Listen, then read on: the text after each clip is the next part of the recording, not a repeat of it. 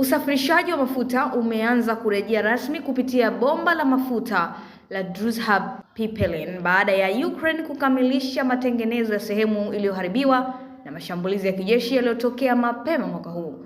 Kwa mujibu wa mamlaka za nishati, kampuni ya usafirishaji wa mafuta ya Ukraine imethibitisha kuanza kwa hatua ya kujaza na kuongeza shinikizo ndani ya bomba, hatua ya mwisho kabla ya mafuta kuanza kusafirishwa rasmi kuelekea Slovakia na Hungary. Uwasilishaji wa mafuta unatarajiwa kuanza tena rasmi siku ya Alhamis baada ya kusimama tangu mwezi Januari kufuatia shambulio lililoharibu miundombinu ya bomba hilo. Bomba hilo ni muhimu sana kwa sababu husafirisha mafuta kutoka Urusi kwenda nchi za Ulaya ya Kati, na kusimama kwake kunasababisha mgogoro mkubwa wa nishati na kisiasa kati ya Ukraine, Slovakia na Hungary.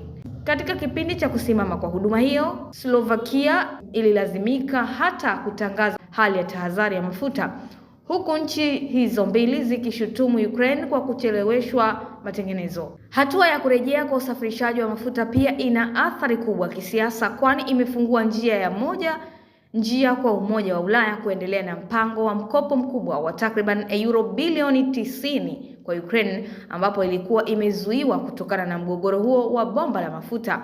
Rais wa Ukraine Zelensky amesema kukamilika kwa matengenezo hayo ni hatua muhimu katika kuhakikisha usalama wa nishati barani Ulaya, ingawa umeonya kuwa bado kuna tahadhari ya mashambulizi mengine dhidi ya miundombinu hiyo.